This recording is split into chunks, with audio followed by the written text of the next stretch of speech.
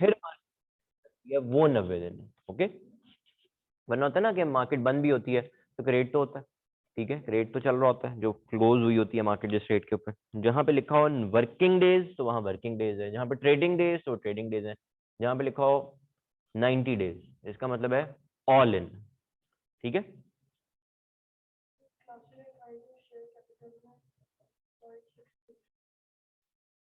Classes and kind of share capital.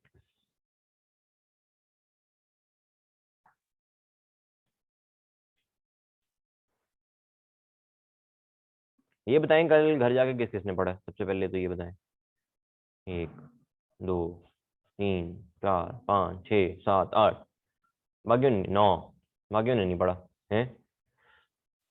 क्यों नहीं पढ़ा माल? घर जाके भी नहीं, घर में रह के ही नहीं पढ़ा है।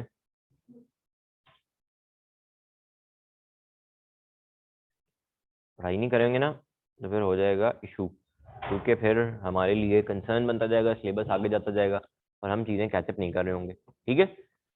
जी हाँ जी, कौन सा पॉइंट था जी? सॉरी, .5 नीचे।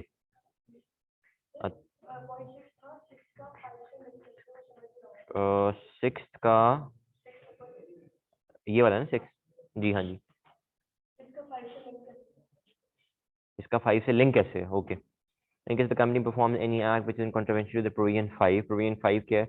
The company will not amend, vary or alter vary the terms and conditions of such issue without approval of the holders of such shares carrying differential right. मैंने आपको बताया था ना कि आपके क्लासेस डिफरेंट हो सकती हैं, ABCD क्लासेस हो सकती हैं, और आपकी एक पर्टिकुलर क्लास के राइट अगर हमने वेरी करने हैं तो हमें पूरी कंपनी में से भी 3/4 की अप्रूवल चाहिए और उस पर्टिकुलर क्लास की भी 3/4 की अप्रूवल चाहिए, ठीक है। तो 5th के अंदर वो बात ये कह रहा है कि जी आपने जो डिफरेंशियल राइट है दैट पर्टिकुलर क्लास, उसके लिए जब आपने इसको ओके करना है तो वो उन पर्टिकुलर चीजों से भी आपने अप्रूवल लेनी है। अब ये कह रहा है कि जी अगर आपने वहां से अप्रूवल नहीं ली, ठीक है, तो फिर उसके साथ उसको कनेक्ट कर रहा है कमीशन में, वो फिर आप लोगों को ये वाली हरकत करने के लिए कह सकता है, ठीक है। ओके, जी हाँ जी, पर्टिकुलर क्लास के अप्रूवल लेने वाली बात है, उससे लिंक होगा और उसी के साथ ये वाली चीजें इम्पैक्ट होती हैं। जी दोस्त,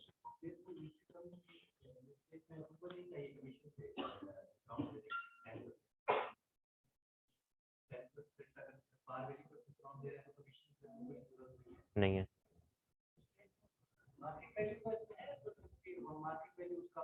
जी, ये पक्का कॉन्सेप्ट है, ये पक्का कॉन्सेप्ट है। फिर से ध्यान से सुनो ये बात, ठीक है, फिर से ध्यान से सुनो बात।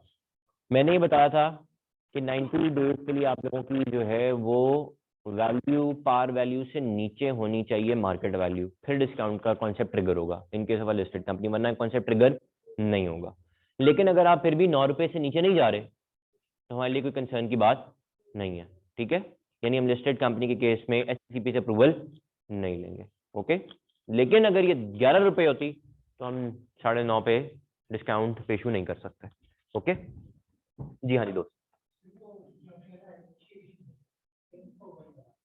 फिर बताओ। जी जी जी जी, फ्रैक्शनल शेयर में चला जाएगा, सारे फ्रैक्शन इकट्ठे करेंगे, बेच देंगे उनको, जिसका वो जो .2 बनता होगा उनमें उतने पैसे डिस्ट्रीब्यूट कर देंगे।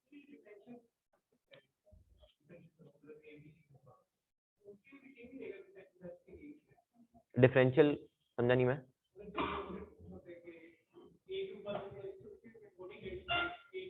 जी जी जी दोस्त, वो ना क्लास के लिहाज से इशुएंस होती है, ठीक है, क्लास के लिहाज से इशुएंस होती है, किसी एक पर्टिकुलर क्लास के लिए हो सकता है हुई हो, दूसरे के लिए ना हुई हो, इस तरह भी होता है। तो जब आपने क्लास वाइज किया तो आप क्लास वाइज अनाउंस करते हो कि class A, class B, class C, इस तरह से ये हमने इशुएंस अनाउंस किया। पाकिस्तान में सिर्फ 2 कंपनी जिनकी क्लासेस ऑफ शेयर है, सिर्फ 2, ठीक है। इम्तिहान में बहुत कंपनीज हैं, इतनी इम्तिहान में कंपनी जिनकी क्लासेस हैं उतनी प्रैक्टिकल लाइफ में नहीं है, ठीक है। ओके, सो क्लासेस का कॉन्सेप्ट ये है कि जब आप इशुएंस करते हो तो उस पर्टिकुलर क्लास के लिहाज से आप इशू करोगे और उस पर्टिकुलर क्लास के जो रूल्स एंड रेगुलेशन है आप साथ लिखोगे कि जी ए क्लास के लिए है 1/10, बी के लिए है मे बी 2/10 और सी के लिए है 3/10, इस तरह से भी हो सकता है, ठीक है। जी आशिफ, नहीं पढ़ाएगी की जी उस्मान, नहीं पढ़ाएगी है ना। जी दोस्त, फ्रैक्शंस वाला अच्छा ये ना स्टूडेंट को कंफ्यूजन होती है इसमें, जरा सुन लो, ये समझ लो बात, ठीक है। देखो हमने कॉन्सेप्ट क्या जहन में लेके आना है, हमने कॉन्सेप्ट ये जहन में लेके आना है कि राइट इशू हमने करना है। ओके, राइट इशू हमने करना है।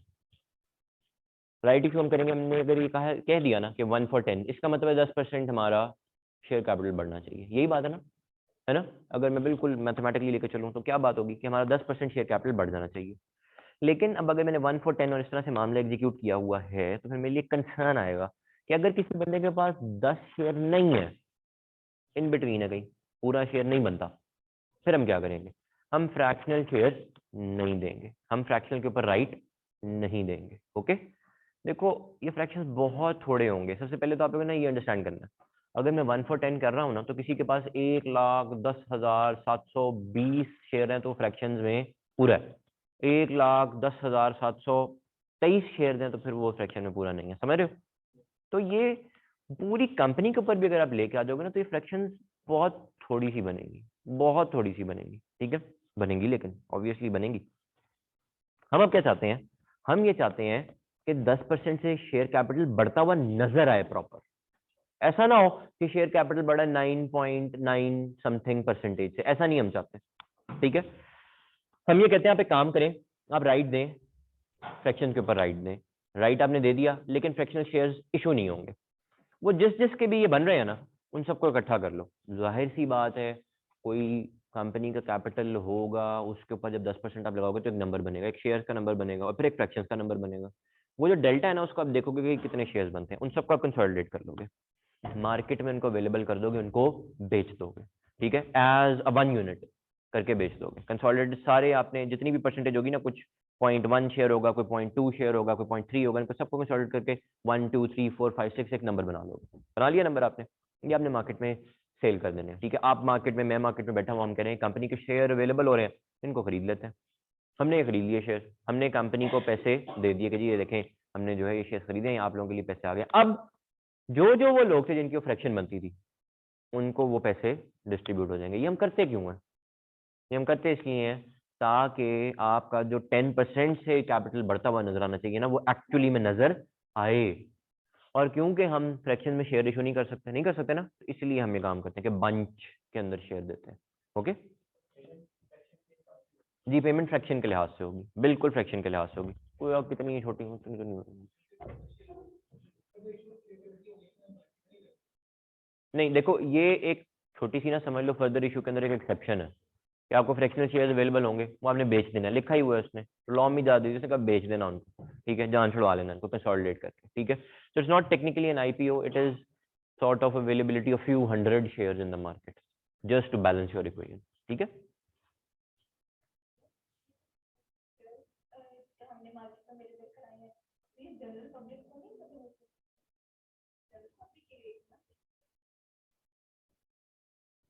क्या हुआ, ऐसे सारे ला रहे हो? जी ऐसे ही है। देखिए ऑब्वियसली जनरल पब्लिक को हमने ऑफर कर दी है, ठीक है, just because the fact law ने हमें इस चीज की इजाजत दी है, ठीक है। 100-150 शेयर हो गए, इससे ज्यादा नहीं होता, ठीक है। 100-150 शेयर जब हमने ये अवेलेबल कर दिए हैं तो बिल्कुल जनरल पब्लिक को अवेलेबल किए, ठीक है। लेकिन ऐसा नहीं है कि हमने ये एक आईपीओ कर दिया। आईपीओ में 100-150 शेयर नहीं होता ना, लाखों शेयर होते हैं, ठीक है। क्योंकि हम लोगों ने जस्ट जस्ट इक्वेशन को बैलेंस करना है, वरना क्या होगा, हम कहेंगे यार 10% से बढ़ना तो बढ़ तो रहा नहीं है 10% से, तो ये बात ठीक नहीं है, ठीक है।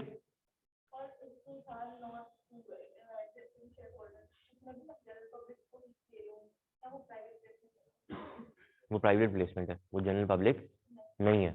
थोड़ी सी बात ध्यान से, तो ध्यान से समझनी है आपने, private placement is not to general public. Private placement कभी भी जनरल पब्लिक को नहीं होती। आपने किसी एक शेयर होल्डर को अपने में से कह दिया ये राइट इशू नहीं है, ठीक है, प्राइवेट प्लेसमेंट है। आपने कोई नया बंदा ढूंढ लिया, उसको शेयर अलॉट कर दिया, ये क्या है, प्राइवेट प्लेसमेंट है। ये जनरल पब्लिक को आपने शेयर्स नहीं दी। जनरल पब्लिक का मतलब पता है क्या है, कि सिर्फ आप नहीं इन शेयर को सब्सक्राइब कर सकती, हम में से कोई भी सब्सक्राइब कर सकता है, ठीक है। अगर मैं ऑप्शन ही सिर्फ आपको दे रहा हूँ, आज हम पढ़ेंगे कि सिर्फ एक टाइम में या एक देर में आप लिमिटेड लोगों को प्राइवेट प्लेसमेंट कर सकते हो, तो जनरल पब्लिक नहीं है। ओके, जनरल पब्लिक नहीं है। Anything else? Anything else? अगर कंपनी ने ये इशू किए, ये पब्लिक ऑफर की है, पब्लिक ऑफर की है, ये कह रहे हो जी?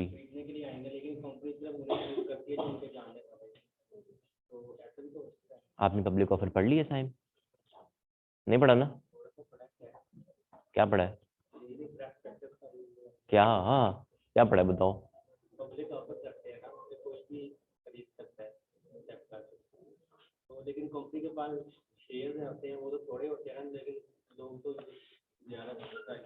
जी जी जी जी।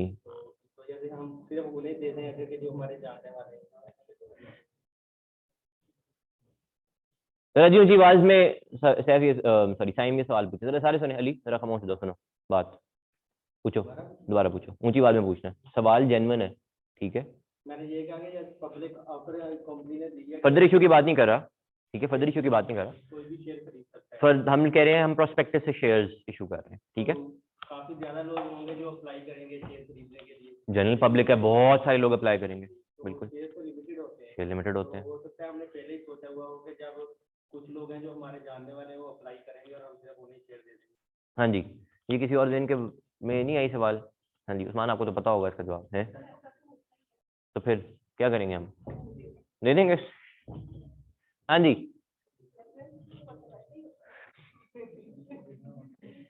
सॉरी नहीं दोस्त, अभी तो हम प्रोस्पेक्टस के थ्रू शेयर इशू कर रहे हैं ना। उस्मान बताओ, है? दो तरीके होते हैं जी, ये पढ़ना है आप लोगों ने, ठीक है? दो तरीके होते हैं, पढ़ना है आप लोगों ने। आपने लोगों को आइडेंटिफाई करना है, किन लोगों को शेयर्स मिलेंगे ना।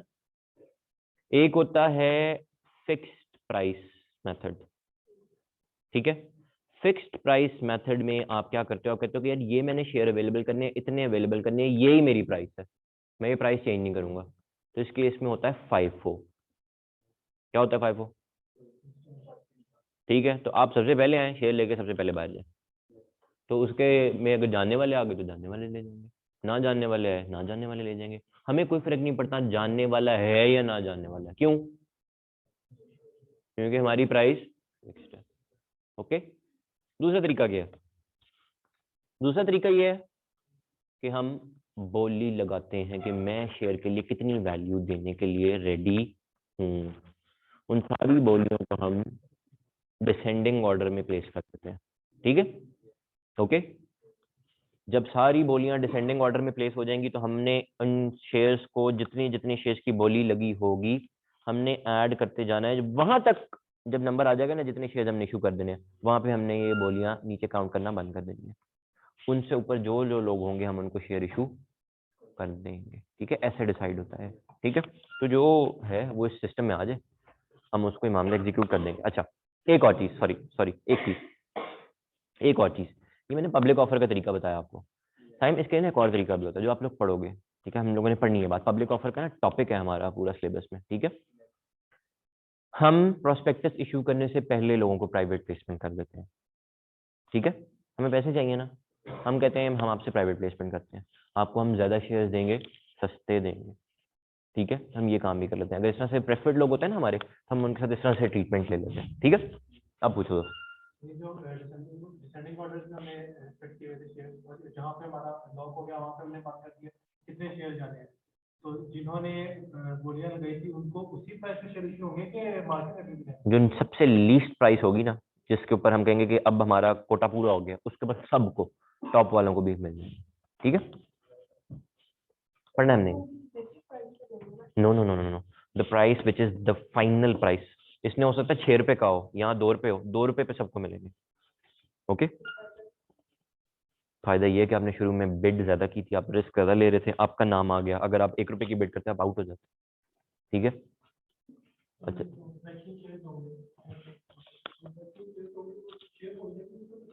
क्या करेंगे, क्या होगा? जी जी जी जी जी जी जी जी जी, कोई भी ले सकता है, कोई भी ले सकता है, ठीक है? वो फ्रैक्शन नहीं होगा, कंप्लीट शेयर होगा ना। हाँ जी हाँ जी,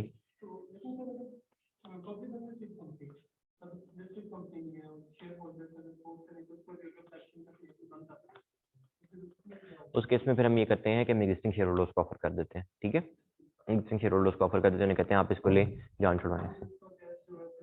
उन्हीं पे डिस्ट्रीब्यूट हो जाता है, सर्कुलर रेफरेंस लगा होता है, ठीक है, क्यूमुलेट कर लिया हमने, कहा कि यार एक बंदा है वो सारे सब्सक्राइब कर ले, बाकियों को पैसे दे दे, खत्म, ठीक है जी। एनीथिंग एनीथिंग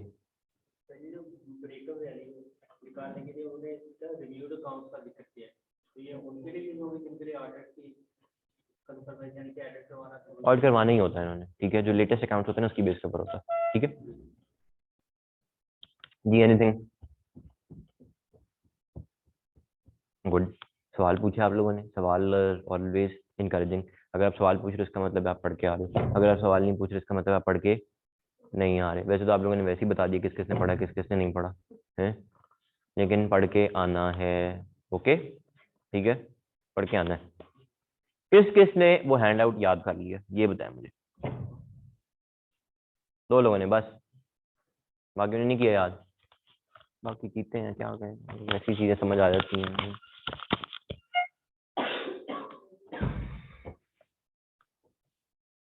चलें आगे जी, चलें आगे, चलें आगे। चलें जी, 2 बातें जी आज हमारा एजेंडा आइटम है डिस्कशन का, ठीक है। एक हम लोगों ने ये रेगुलेशन खत्म करनी है और दूसरा हम लोगों ने प्राइवेट प्लेसमेंट की जो अलग रेगुलेशन है वो हम लोगों ने डिस्कस करनी है। हमारी जो डिस्कशन अभी होनी है वो है एम्प्लॉय स्टॉक ऑप्शंस के ऊपर। Employee stock option is one of the type of further issue of share capital, ठीक है। आप जनरल पब्लिक को शेयर्स नहीं दे रहे हैं, आप जो है अपने एम्प्लॉयज के लिए ये काम कर रहे हो। किसी ने कभी देखा किसी क्लाइंट के ऊपर employee stock option, phantom shares देखे कभी किसी ने? देखा किसी ने? बहुत थोड़ी कंपनीज हैं पाकिस्तान के अंदर जो ये काम कर रही होती हैं। Pioneer seeds is one of the company जिसके ऊपर मैंने अपनी जो है आर्टिकल्स की लाइफ में ये चीज देखी थी। अनदर मल्टीनेशनल जो है उसके ऊपर भी मैंने ये चीज देखी थी, लेकिन उस मल्टीनेशनल में क्या होता था, उनको सिर्फ रिवॉर्ड मिलता था। ये अकाउंटिंग यहाँ नहीं होती थी, अकाउंटिंग कहीं बाहर होती थी और उस बाहर वाली अकाउंटिंग का रिवॉर्ड इनको बस आता था कि जितने पैसे देने हैं आपने इन लोगों को, दैट्स इट। लेकिन पाइनियर सीज के अंदर ये अकाउंटिंग भी होती है। अकाउंटिंग आप लोग पढ़ोगे अगर आपने ऑलरेडी नहीं पढ़ी हुई। कौन सा स्टैंडर्ड डील करता है इसको? IFRS 2, ठीक है।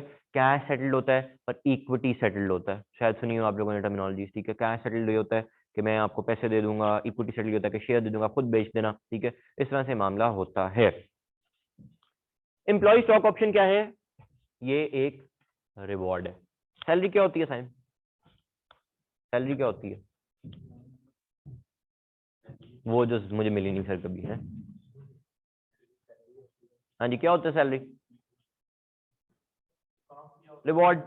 सैलरी क्या है? रिवॉर्ड है। स्टाइपेंड क्या है? थोड़ा है। स्टाइपेंड क्या है? थोड़ा सा है। तो आपको पता है स्टाइपेंड का मतलब क्या होता है? क्या होता है समान? स्टाइपेंड का मतलब है गिफ्ट, ठीक है। स्टाइपेंड का मतलब है गिफ्ट। एक तो फर्म आपको ट्रेन कर रही है, ऊपर से आपको साथ गिफ्ट भी दे रही है, ठीक है। सॉरी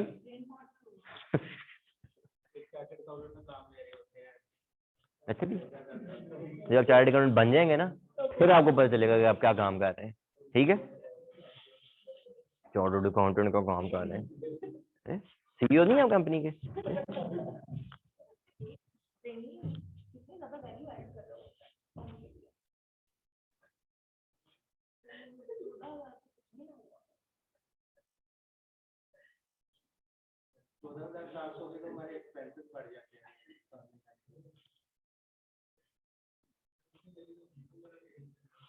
अच्छा चलो रुक जाओ रुक जाओ रुक जाओ, पहले ना ये वाली डिस्कशन करो ना। कितना जी स्टाइपेंड? 14,700। चलो ऑन एवरेज 20,000 ले लें, कितना लें? 20,000 ले लें हैं? कितने फर्म है आपकी लोग, आपकी जो है फर्म में कितने लोग हैं? चलें कितने होंगे? 50, ठीक है बड़ी फर्म है तो कितने होंगे? ठीक है कितने होंगे? 70-80 होंगे। इसका मतलब ये है अगर आप 80 का कह रहे हो ना, चलो हम एक बात करते हैं कि एक फर्म है वो हर बैच में 10 लोग रख रही है, ठीक है। इस तरह की फर्म की हम बात करते हैं, ठीक है, जो कि प्रॉब्ली कोई भी फर्म नहीं होगी आप लोगों की, ठीक है। 10 लोग रख रही है, ठीक है। कितने बैच चल रहे होते हैं साइमल्टेनियस की फर्म में? 7 चल रहे होते हैं। तो 20,000 इंटू 7 बैच इंटू 10 लोग इंटू 12 महीने, ये पता है कितने पैसे हैं? 17 मिलियन रुपीज हैं सिर्फ किसके? स्टाइपेंड के पैसे। आप लोगों के पास लैपटॉप होते हैं, ठीक है, लैपटॉप के ऊपर केपेक्स होता है, ठीक है, लैपटॉप के अंदर सॉफ्टवेयर होते हैं, ठीक है, ओके, उनके पीछे जो आपकी प्रिंसिपल फर्म्स होती हैं उनकी सब्सक्रिप्शन होती हैं, ओके, आप लोगों के जो और खर्चा खराजात होते हैं जो कि फर्म अपनी जेब से भरती है वो भी इसके अंदर आते हैं, ठीक है। तो आप खुद सोचो कि ये एक बहुत बड़ा खर्चा है फर्म के लिए, ठीक है, ये एक बहुत बड़ा खर्चा है फर्म के लिए, ठीक है। ये जितना मर्जी हो जाएगा ना दोस्त, हमने मुतमईन कभी नहीं होना, ठीक है? जितना मिल जाएगा ना मुतमईन हमने कभी नहीं होना। वो खाना तो नहीं, वो फर्म तो नहीं देती खाना, देती है? अच्छा दे, क्या बात है यार, बेहतरीन है फर्म। क्या चीज? सॉरी जी, मैं बिल्कुल मुतमईन था अल्हम्दुलिल्लाह, ठीक है। और तब स्टाइपेंड पता है कितना था? 6,000 रुपए, ठीक है।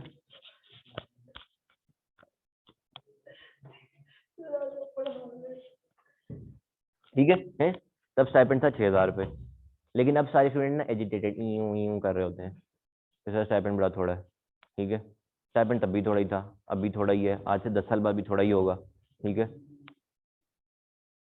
लेकिन आप लोगों ने अपने आप को मैनेज किस तरह करना है ना, ये कोई नहीं सोचता, ठीक है। सबसे पहली बात, पेपर जल्दी जल्दी पास करो, स्टाइपेंड बढ़ जाता है, ये कोई नहीं सोचता कि पेपर जल्दी पास करें, स्टाइपेंड बढ़वाएं।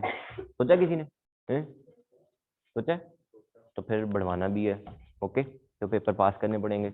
मेरी आर्टिकल्स जब खत्म हुई थी ना, तो मैंने तो आखिरी 6 महीने फुल स्टाइपेंड एंजॉय किया था, ठीक है। अब आपको बड़ी फीलिंग आ रही होती है, क्वालिफाइड, ठीक है, सीनियर हैं आप, पैसे ज़्यादा मिल रहे हैं, ठीक है, ओके। तो सारे खर्चे निकाल के, ठीक है, जब मैंने फर्म छोड़ी थी, ठीक है, यानी जब मेरी आर्टिकल्स खत्म हुई थी, तो मेरे पास तकरीबन 0.5 मिलियन स्टाइपेंड से सेव थे, ठीक है। कितने? 0.5 मिलियन, ओके, ठीक है। तो आप करते क्या है? इधर से पैसे लिए, उधर खत्म, इधर से पैसे उधर गए, बड़े जी अब मैं ये वो, सारी एजुकेशन का खर्चा भी मैंने खुद किया था अपनी, एटलीस्ट जो फाइनल्स वाले फेज थे, ठीक है। खर्चा खैर ये बहुत ज्यादा था भी नहीं उस टाइम पे, आई डोंट नो कि अब क्या चार्जेस है, ठीक है। आप सारे ना चार्टर्ड अकाउंटेंट्स हैं और बनना है चार्टर्ड अकाउंटेंट, तो फाइनेंशियल मैनेजमेंट थोड़ी सी ठीक है, सीख लेनी चाहिए, है ना। सबसे पहले उसमें जरूरी है पेपर पास करना, ठीक है। कितना है फुल पेपर का जी स्टाइपेंड? कितना है? 55 है ना। 6 महीने 55,000 पे भी काम कर लिया तो कितने पैसे बन गए, ठीक है? तो पैसे अच्छे खासे बन जाते हैं, 3 लाख सीधे, ठीक है? हो गए ना। तो इसलिए मेहनत करनी है, ठीक है। हाँ जी, तो सैलरी क्या है? सैलरी क्या है? रिवॉर्ड। सैलरी क्या है? रिवॉर्ड। देखो रिवॉर्ड आपको बहुत सारी तरीकों से कंपनी कर सकती है, वो आपको सैलरी दे सकती है, ठीक है। आपको लैपटॉप मिलता तो खुशी होती है ना, तो आपको कोई इंस्ट्रूमेंट्स अटैच कर दी जाए तो भी वो एक रिवॉर्ड होता है। सैलरी मिली, लैपटॉप मिला, फ्यूल मिल गया, गाड़ी मिल गई, इंश्योरेंस मिल गई, ये सारी चीजें क्या है? रिवॉर्ड है। ये सारी चीजें क्या है? रिवॉर्ड है। ये क्यों आपको प्रोवाइड किया जाता है? ताकि आपको इक्विप किया जाए, आप अपने काम को करने के लिए 100% इक्विप्ड हो। और जो दूसरी चीज होती है वो ये होती है कि आपको मोटिवेट रखा जाए। आपको अपने काम के लिए जब इक्विप भी किया जाता है, आपको रिवॉर्ड भी दिया जाता है, तो उसके लिए जो कॉन्सेप्ट है वो ये है कि आपको मोटिवेट किया जाए, आपको सेटअप में रिटेन किया जाए, इसके लिए भी सैलरी आप लोगों को मिलती है। तो एम्प्लॉय स्टॉक ऑप्शन भी क्या है? एम्प्लॉय स्टॉक ऑप्शन भी one of the ways to retain you, to motivate you, to keep you within the system है। And not only that, but employ stock option is beyond that. वो ये है कि आप company के साथ attach हो और कंपनी के साथ कंपनी को भी ग्रो करवाने में आप एफर्ट करो, तो फिर आप एक रिवॉर्ड के लिए एलिजिबल होते हो, ओके। तो ना सिर्फ हम आपको एक ऐसा अटैच कर देंगे रिवॉर्ड आपके साथ कि जी ये आपको मिलेगा रिवॉर्ड, बल्कि हम ये भी कहेंगे कि ये रिवॉर्ड आपको जब कंपनी और अच्छा करेगी तो फिर आपको ये रिवॉर्ड और ज्यादा मिलेगा, ताकि आप लोगों की एफर्ट्स कंपनी के लिए बेहतर हो, ठीक है। देखो मैं आपसे कहूँ यार आपको बोनस मिलेगा आपको साल बाद, अभी आप साल के शुरू में हो, आपने कंपनी का प्रॉफिट यहाँ से यहाँ पे लेके जाना है, तो आप कोशिश करोगे ना प्रॉफिट मैक्सिमम से मैक्सिमम करो, क्योंकि आपको बोनस मिलेगा। ठीक है, आपको बोनस मिलेगा, मैक्सिमम एफर्ट करोगे। तो ये क्या है, रिवॉर्ड है, इंस्टेंटेनियसली थोड़ी मिल रहा है, थोड़े टाइम बाद मिल रहा है। ठीक है, थोड़े टाइम बाद मिल रहा है। ठीक है, मैं अभी इसको आप लोगों को ना एग्जाम्पल से सारा समझाता हूँ, और फिर हम अपनी जो डेफिनेशंस हैं, वो जो वेस्टिंग पीरियड वगैरह है, सारा ना इसी कॉन्सेप्ट के अंदर है। ठीक है, उसको भी हम इसी के अंदर कवर करेंगे। ठीक है, उसको भी हम इसी के अंदर कवर करेंगे, और जो है हमारा सारा कॉन्सेप्ट जो है वो यहाँ से क्लियर होपफुली हमें हो जाएगा। ध्यान से जी, ध्यान से लें जी। ओके, तो जी कॉन्सेप्ट ये है कि हम अपने एम्प्लॉयज को रिवॉर्ड करना चाहते हैं। ठीक है, हम अपने एम्प्लॉयज को उनको जो है रिवॉर्ड करना चाहते हैं, और हम चाहते हैं कि उनकी लॉयल्टी कंपनी के साथ बरकरार रहे, उनका जो कनेक्शन है कंपनी के साथ स्ट्रांग हो, उनकी जो है एक जो है लॉयल्टी वो यहाँ पे हमें नजर आए। इसके लिए हम क्या करते हैं, जरा ध्यान से। हम ये कहेंगे कि जी हमारे एक एम्प्लॉई है, उन्होंने कंपनी ज्वाइन की। ठीक है, या कंपनी ज्वाइन की, या एक पॉइंट इन टाइम के ऊपर हम मौजूद हैं, हमने ये कहा कि जी आज हम यहाँ पे ईयर 0 पे अवेलेबल है। ठीक है, ईयर 0 के ऊपर हम अवेलेबल हैं। हमने ये कहा कि जी ईयर 0 के ऊपर हम आपको एक ऑप्शन दे रहे हैं, हम आपको एक ऑप्शन दे रहे हैं कि अगर ईयर 5 तक जब हम पहुंचेंगे, आप हमारे साथ रहें, आप हमारे साथ काम करें, आप ईयर 5 तक जब हमारे साथ पहुंचेंगे, सो उस टाइम ईयर 5 के एंड पे अगर कंपनी की मार्केट वैल्यू, से फॉर एग्जांपल आज शेयर की है मार्केट वैल्यू कितनी, 100 रुपीज, उस टाइम ये वैल्यू 150 पहुंच गई, 150 हो गई, तो जितना डेल्टा ग्रोथ इन वैल्यू होगा ना, ये हम आपको एज अ रिवॉर्ड प्रोवाइड करेंगे। ठीक है, तो देखो क्या हम कॉन्सेप्ट जो है वो दे रहे हैं, हम कह ये रहे हैं यार आपने 5 सालों तक कंपनी के अंदर रहना ही रहना है ना, हम ये कह रहे हैं कि आपने 5 साल तक कंपनी के अंदर रहना ही रहना। अगर मैं दरमियान में कहीं इसको छोड़ के चला गया तो क्या होगा, मुझे ये रिवॉर्ड नहीं मिलेगा, I won't be eligible for this reward. Okay, तो मेरी एक लॉयल्टी क्रिएट होगी कंपनी के साथ, मेरी एक अटैचमेंट क्रिएट होगी कंपनी के साथ। मैं कहूँगा यार 5 साल तो गुजारने ट्राई करता हूँ कि मार्केट वैल्यू जो है ये बेहतर हो, मार्केट वैल्यू जो है ये बेहतर हो। ठीक है, मैंने ये कहा कि मैं आपको आज ही ऑप्शन दे रहा हूं। ठीक है, तो एक ऑप्शन देने के लिए या किसी चीज को प्रोवाइड करने के लिए हम एक टर्म यूज करते हैं, that is grant. That is grant है ना, मैंने आपको चीज ग्रांट कर दी आज। ठीक है, मैंने आपको क्या ग्रांट किया आज, मैंने आपको एक ऑप्शन ग्रांट की है आज, कि आप कंपनी में 5 सालों तक रहो, आपको जो है मैं 10,000 शेयर्स के ऊपर ये ऑप्शन दे रहा हूं कि जितनी ग्रोथ होगी मार्केट वैल्यू में, कितनी हमें नजर आ रही है अभी, 50। ठीक है, ये जो है ग्रोथ आपको जो है ये मैं एंड में 5 सालों के बाद, अगर आप इस ग्रोथ को एक्सेप्ट करना चाहो, आप अगर इस ऑप्शन को तब एक्सरसाइज करना चाहो। ठीक है, ध्यान से ये टर्मिनोलॉजी सुनो, आप इस ऑप्शन को तब एक्सरसाइज करना चाहो। देखो ऑप्शन मैंने आपको आज दी है, आपने इसको यूज करना है या नहीं करना, ये बात की बात है। ठीक है, मैं आपको आज एक ऑप्शन दे रहा हूं कि इस तरह से आप कंपनी को ग्रो करने में हेल्प करो, तो जितनी मार्केट वैल्यू में इंक्रीज आएगा, आप 5 सालों तक यहाँ पे भी रहोगे, तो हम उसके लिहाज से आपको 10,000 शेयर्स के ऊपर रिवॉर्ड देंगे। ठीक है, आपको 10,000 शेयर्स के ऊपर हम रिवॉर्ड देंगे। ओके, तो ये क्या है, ये है एक employee stock option. This is a way to give reward, this is a way to give motivation to the employees कि आप कंपनी में रहो, कंपनी के लिए काम करो, और कंपनी के लिए मार्केट वैल्यू को ग्रो करने में हमें हेल्प करो। ओके, तो कंपनी के अंदर लोग रिटेन होंगे, रुकेंगे। ओके, एक चीज जी मैंने आप लोगों को बताई वो है ग्रांट ऑफ ऑप्शन। ठीक है, एक चीज मैंने आप लोगों को बताई वो है ग्रांट ऑफ ऑप्शन। दूसरी मैंने आप लोगों को एक चीज बताई कि आपके पास एक राइट होगा, right to exercise this option. ठीक है, right to exercise this option. Exercise का मतलब ये नहीं है कि बाहर धूप में खड़ा करके वो कहेंगे जी एक्सरसाइज शुरू कर दो। ठीक है, 5 सालों बाद बड़ी मेहनत की आपने, एक्सरसाइज करो, ऐसा कुछ नहीं होगा। ठीक है, वो कहेंगे जी आप इस राइट को अब एक्सरसाइज कर सकते हो। ये जो टाइम पीरियड होगा ना, जिस टाइम में आपने ये कंडीशन पूरी करनी होगी, जिस टाइम में आपने इस सेटअप में रहना होगा, ठीक है, उसको हम क्या कहते हैं, कोई बता सकता है, क्या हो गया, तबाही हो गई है। हाँ जी, उसको हम क्या कहते हैं जी?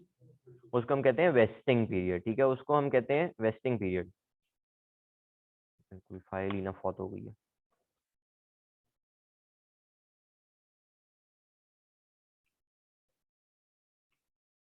आता है थोड़ा बहुत एक्सेल है। ओके, तो जी ये जो हमारा टाइम है ना, ये जो 5 साल है, ये क्या है? वेस्टिंग पीरियड है। वेस्टिंग का मतलब होता है एक चीज का मेरे में वेस्ट कर जाना, ये चीज मेरे लिए इंटाइटल्ड हो जाना, इस चीज के लिए मुझे चीज के लिए हकदार बन जाना। 5 साल मैंने रहना ही रहना ना कंपनी में, तो ये मेरे लिए क्या है? ये है वेस्टिंग पीरियड। ओके, ये है वेस्टिंग पीरियड। वेस्टिंग कंडीशन क्या होगी? 5 साल मैंने रहना ही रहना है यहाँ पे, और शेयर की प्राइस में ग्रो होना चाहिए। ठीक है, तो ये मेरे पास वेस्टिंग कंडीशन आती है, vesting period, wasting condition. Okay, जब मेरा ये राइट एक्सरसाइजेबल हो जाएगा, जब मेरा ये राइट एक्सरसाइजेबल हो जाएगा, मैंने कंपनी में काम शुरू किया, 5 साल मेहनत की, मैंने जो है वो मैक्सिमम जो है वो वर्थ को ले गए जी, 100 रुपए पे थी वर्थ, ये 150 पे चली गई, मेरा 5 लाख रुपए की अब इंटाइटलमेंट बन रही है। ओके, मेरी 5 लाख की इंटाइटलमेंट बन रही है, तो मेरे पास ना एक एक्सरसाइज पीरियड होगा, मुझे कुछ देर का एक टाइम दिया जाएगा कि आपने इस टाइम में जो है हमें बता देना है कि आप ये ऑप्शन यूज करना चाहते हो या नहीं यूज करना चाहते। हो सकता है मार्केट वैल्यू नीचे चली गई हो सकता है मार्केट वैल्यू नीचे चली गई हो, तो फिर आप ये एक्सरसाइज करोगे मामला? शायद आप ये मामला एक्सरसाइज नहीं करोगे। ठीक है, आप लोगों का कोई बेनिफिट भी नहीं बन रहा होगा। ओके, चलो एक और चीज यहाँ पे जरा ध्यान में रखो, हम ये भी कहते हैं कि एक्सरसाइज पीरियड तो है कि इस टाइम में आपने हमें बताना है कि आप ये ऑप्शन अब यूज करना चाहते हो या नहीं। हम ये भी कह सकते हैं, कहते हैं बल्कि, कि जब आपने ये ऑप्शन एक्सरसाइज करनी है ना, तो आपने हमें इसके लिए एक एक्सरसाइज प्राइस अदा करनी है।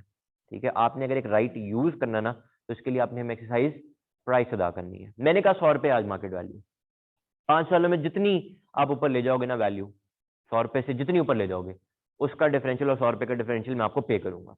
लेकिन 5 साल के बाद आपने मुझे हर शेयर के ऊपर 50 रुपए एक्सरसाइज प्राइस देनी है। तो अगर 150 रुपए पे वैल्यू आई है 5 साल बाद, तो क्या मुझे इस ऑप्शन को एक्सरसाइज करने में कोई बेनिफिट है? मुझे कोई बेनिफिट नहीं है, मैं ये ऑप्शन एक्सरसाइज नहीं करूंगा। लेकिन अगर ये वैल्यू हो 250 रुपए पे 5 साल बाद, और मुझे 50 रुपए इस ऑप्शन को यूज करने के लिए एक्सरसाइज प्राइस देनी भी पड़ जाए, तो मुझे कोई इतराज होगा? नहीं, मुझे कोई इतराज नहीं होगा। मुझे कितने का बेनिफिट हो रहा है? मुझे फिर भी बेनिफिट हो रहा है 100 रुपीज का। Definitely exercise this option. Okay, okay, okay. तो हमारे लिए जी एम्प्लॉय स्टॉक ऑप्शन क्या है? हमारे लिए एम्प्लॉय स्टॉक ऑप्शन एक ऐसी स्कीम है जिसमें हम एक एम्प्लॉय को ग्रांट डेट के ऊपर एक ऑप्शन ग्रांट करते हैं कि वो इतने शेयर्स के लिए इंटाइटल्ड हो जाएगा, इतने शेयर्स की वैल्यू के लिए इंटाइटल्ड हो जाएगा towards the end of vesting period, जब ये ऑप्शन इसमें वेस्ट हो गई होगी। ठीक है, जब ये पूरा टाइम पूरा हो जाएगा तो ऑप्शन वेस्ट हो जाती है। अब इसके पास एक एक्सरसाइज पीरियड होगा जिसके अंदर इसने यस या नो का फैसला करना है, और फिर ये इन शेयर्स के बेस के ऊपर जो रिवॉर्ड होगा उसका हकदार बन जाएगा। हम सिंपल क्या करेंगे, हम उसे करेंगे यार आप ये शेयर्स ले लो, ठीक है, आप ये शेयर ले लो, उनका जो करना है करो। ठीक है, हम आपको कितने के देंगे ये शेयर्स? 100 रुपए के। है इनकी मार्केट वैल्यू कितनी? 250 रुपए। आपको बेनिफिट हो गया है ना? आपको बेनिफिट हो गया। हमने आज आपसे ये कह दिया है कि हम आपको शेयर देंगे 5वें साल 100 रुपए पे। ओके, जितनी भी वर्थ होगी वो तो आप मार्केट में जाके बेच देना, आपका बेनिफिट है। तो है ना मोटिवेशन वाली चीज ये। लेकिन उसके लिए कुछ कंडीशन पूरी करनी पड़ेंगी आपको, 5 साल तक कंपनी में रहना है। ओके, ठीक है, आपने जो है वो मार्केट ग्रोथ का टारगेट भी दे सकते हो आप, यार कम से कम इतने परसेंटेज ग्रोथ जरूर होनी चाहिए। अगर आप 5 साल तक रहे लेकिन ग्रोथ उतनी ना हुई, तो हम नो कर देंगे आपको। ठीक है, हम नो कर देंगे, आपको ये ऑप्शन ग्रांट करने का राइट नहीं देंगे। ओके, थोड़ा सा समझ आया? थोड़ा सा रिवॉर्ड मैकेनिज्म समझ आया? है ना अच्छी चीज, है ना? ओके, जो कंट्री हेड थे उनको तकरीबन कोई 1 साल में 24 करोड़ रुपए की कैश सेटल्ड ऑप्शन मिलती हुई मैंने देखी है। कितने पैसे? करोड़। ठीक है, इसका मतलब ये है कि ये जो ऑप्शन होती है ना सारे एम्प्लॉयज को नहीं मिलती। पहली बात आपने ये ध्यान में रखनी है, ठीक है। ये जो ऑप्शन थी, ये ऑप्शन सिर्फ रेस्पेक्टिव कंट्रीज के हेड्स के लिए थी। और ये कौन से शेयर के ऊपर थी? लोकली इनके कोई शेयर नहीं है, ब्रांच है इनकी। अटलांटा की शेयर प्राइस की फ्लक्चुएशन के ऊपर ऑप्शन थी ये, ठीक है। ओके, तो ये आप नंबर बढ़ाते जाओ यहाँ पे, ये 1 मिलियन शेयर्स पे करो जरा, ठीक है। और ये डेल्टा यहाँ से जरा इंक्रीज करो, 5 सालों में 500 रुपए पे चलेगी कंपनी, तो देखो कितने पैसे मिलेंगे, है ना। ठीक है, अभी तो हमने सिंपल सिंपल कैलकुलेशन की, this is a big big benefit. Okay, this is a big big benefit है। उस्मान कह रहे हैं ऐसी कंपनी में जाना है सर जहाँ पे स्टॉक ऑप्शन स्कीम, वो मैंने बता दिया कंपनी का नाम है। ले जी, ओके। कोई क्वेश्चन जी? अगर कॉन्सेप्ट के अंदर कोई भी क्लियरिटी हमें चाहिए तो आप लोग पूछ सकते हो जी। कॉन्सेप्ट में हमें कोई क्लियरिटी चाहिए तो आप लोग पूछ सकते हो जी। एनीथिंग? नथिंग? मैं एक दफा डेफिनेशन पे आए, डेफिनेशन पे आए। हम लोगों ने डेफिनेशन कुछ पढ़ी थी हमने, बाकी डेफिनेशन जो है अब जो रहती थी वो इसी से रिलेटेड थी। मैंने आप लोगों को कुछ डेफिनेशन स्किप करवाई थी, वो इसी से रिलेटेड थी।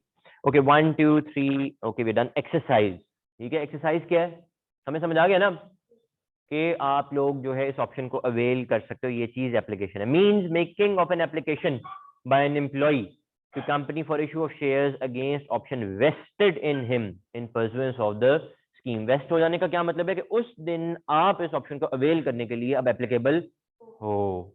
ये ऑप्शन आप में वेस्ट हो गई है, तो आप इसकी अगर एप्लीकेशन डालोगे तो आपने चूज कर लिया कि आप इस ऑप्शन को एक्सरसाइज करने लगे हो।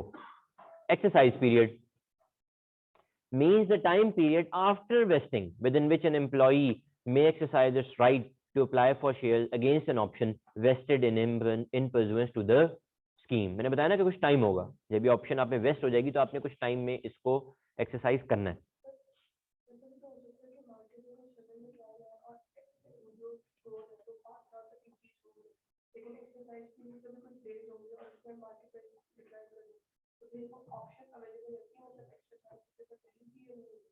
ऑप्शन तो अवेलेबल रहेगी, लेकिन अगर आपकी अब मार्केट वैल्यू जो है वो नीचे आ गई है तो फिर आप प्रॉब्ली ये काम नहीं करोगे, ठीक है।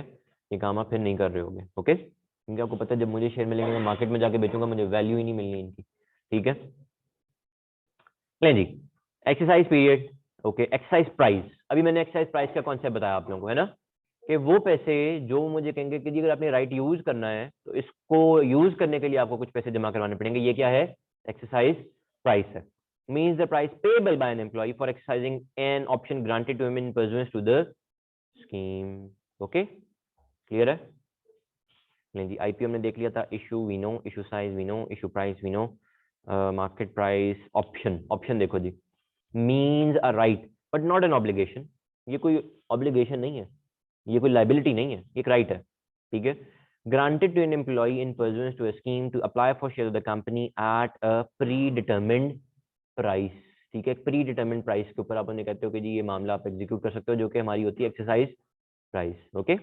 प्रेफरेंस शेयर्स पढ़ लिया हुआ, राइट इशू पढ़ लिया हुआ है। Scheme means an employee stock option scheme, ठीक है। Means an employee stock option scheme approve by the commission. इसका मतलब है कि स्टॉक ऑप्शन स्कीम ऐसी स्कीम एसईसीपी के अप्रूवल के बगैर नहीं चल सकती, ओके।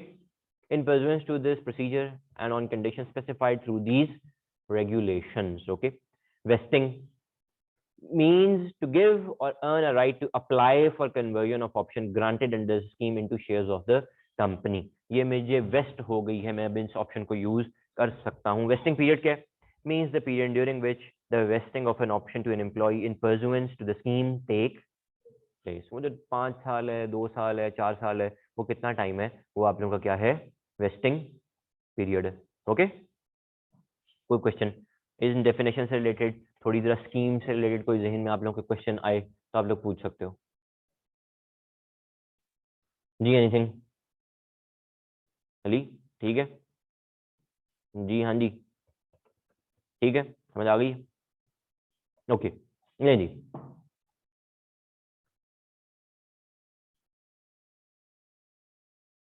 नहीं जी, ओके। अब जी हम जरा बात करते हैं कि हमारी रेगुलेशन कहती क्या है। रेगुलेशन में एम्प्लॉइज के लिए जब इस तरह से शेयर्स अवेलेबल होंगे तो फर्दर इशू शेयर कैपिटल होगा। एम्प्लॉय स्टॉक ऑप्शन के लिए आप लोगों ने कुछ कंडीशंस पूरी करनी है जो आप लोगों ने जो है वो बना के रखी होंगी। तो देखो, public company means issue of में issue shares to the employees pursuant to the scheme under section 83। याद है मैं सेक्शन में बात की थी कि वो आप जब राइट इशू करोगे ना तो उसमें से एक चंक आप अवेलेबल कर सकते हो किनके लिए, अपने एम्प्लॉइज के लिए सेपरेट करके रख सकते हो। ओके, वो क्या कहता है कि जी the articles of association expressly provide and authorise the offer of scheme. क्या बात है उस्मान, ये समझाओ। आर्टिकल में लिखा हो कि आप इस तरह की स्कीम ऑफर कर सकते हो अपने एम्प्लॉइज में, लिखा ही नहीं आर्टिकल में, फिर आर्टिकल्स चेंज करेंगे हम आर्टिकल्स चेंज करेंगे। अगर नहीं आर्टिकल्स में तो ये मामला एग्जीक्यूट नहीं होगा। Okay, board shall form a compensation committee. तो एक और कमेटी आ गई है, एक और कमेटी आ गई, ठीक है। पहले कौन कौन सी थी, ऑडिट, उसके बाद कौन सी थी, HRRC, उसके बाद रिस्क मैनेजमेंट, और एक थी नॉमिनेशन। तो एक और कमेटी आ गई, कंपनसेशन कमेटी, ठीक है। कंपनसेशन कमेटी भी हम एक बनाएंगे for administration and superintendence of the scheme provided that the chairman of the compensation committee or the listed company कौन होगा, इंडिपेंडेंट डायरेक्टर होगा, ठीक है, इंडिपेंडेंट डायरेक्टर होगा। अगर आपने ये स्कीम बनाई है तो ये कमेटी आप लोगों के लिए एक मस्त कमेटी है और इसका चेयरमैन जो है वो कौन होगा, इंडिपेंडेंट डायरेक्टर होगा। लेकिन क्या अदर देन लिस्टेड कंपनी के लिए ये बंदा इंडिपेंडेंट के अलावा कोई हो सकता है, बिल्कुल हो सकता है, क्योंकि इंडिपेंडेंट डायरेक्टर का कॉन्सेप्ट किसके अंदर आता है, लिस्टेड कंपनी में। तो ऊपर क्या लिखा हुआ है, पब्लिक कंपनी, है ना। इसका क्या मतलब है, पब्लिक अनलिस्टेड कंपनी भी स्कीम लॉन्च कर सकती है, अनलिस्टेड कंपनी भी स्कीम लॉन्च कर सकती है, ध्यान से। Board can consider and resolve to offer the scheme, board resolution pass करेंगे, ठीक है, बोर्ड रेजोल्यूशन पास करेंगे। Aforesaid decision of the board shall provide information required under sub clause A to F of above regulation, जो हमने पढ़ी है, ठीक है। हमने ऊपर जो रेगुलेशन पढ़ी है उसमें लिखा हुआ है कि बोर्ड रेजोल्यूशन में ये चीजें, क्वांटम ऑफ शेयर्स, ये सारी बातें आपने मेंशन करनी है। The offer of the scheme is authorised bye a special resolution. तो इस तरह ये बोर्ड का फैसला नहीं है, ये फैसला किसका होगा, मेंबर्स का फैसला भी होना चाहिए, प्रोवाइडेड। अच्छा ये वाली बात जरा समझ लो, इससे स्टूडेंट बड़े कंफ्यूज होते हैं। पहली बात मैंने ये कि बोर्ड ने इसको ओके करना है, उसके बाद किसके पास जाएगा, ये मेंबर्स के पास स्पेशल रेजोल्यूशन के लिए जाएगा। अब जरा अगली बात जरा ध्यान से समझना, ध्यान से समझना। Provided that separate special resolution shall be required for the following where the scheme provides to grant of an option to employees of subsidiary or holding company। अगर आप ये कहते हो ना कि ये जो कंपनी है हमारी, इसकी एक सब्सिडरी है, उसके एम्प्लॉइज को भी हम ये ऑप्शन ग्रांट करेंगे, या एक कंपनी है मावल, उसकी एक होल्डिंग है DC, हम होल्डिंग कंपनी के एम्प्लॉइज को भी ये ऑप्शन ग्रांट करेंगे। तो इस केस में क्या होगा, सेपरेट सेपरेट आपको स्पेशल रेजोल्यूशन चाहिए। ओके, देखो यहाँ पे फ्रेंड्स कंफ्यूज किस चीज होते हैं, वो कहते हैं किस किस कंपनी से सेपरेट रेजोल्यूशन चाहिए आपको, जिस कंपनी ने ग्रांट किया है उस कंपनी से सेपरेट हमें रेजोल्यूशन चाहिए, पहले स्टेप में ये बात है। ओके, ठीक है, ये बात फॉलो किया आप लोगों ने फ्रेंड्स, ये बात फॉलो की है आपने। दो चीजों के लिए सेपरेट स्पेशल रेजोल्यूशन पास करनी है। सेपरेट सेपरेट रेजोल्यूशन का मतलब ये है एक ही मीटिंग में दो दफा दो बातें अलग अलग बोल के अप्रूव करवा देना, ठीक है। ये बात नहीं मैं कह रहा दो मीटिंग्स करो, ये नहीं मैं कह रहा, ठीक है। एक ही मीटिंग के अंदर होगा कि जी please resolve that we are going to grant option to the employees of our company. अगली बात होगी please resolve that we are going to give option to the employees of subsidiary company, ठीक है। ये एक ही मीटिंग में भी आप दो बातें कर सकते हो, दो मीटिंग्स ये नहीं है। ओके जी, एनीथिंग,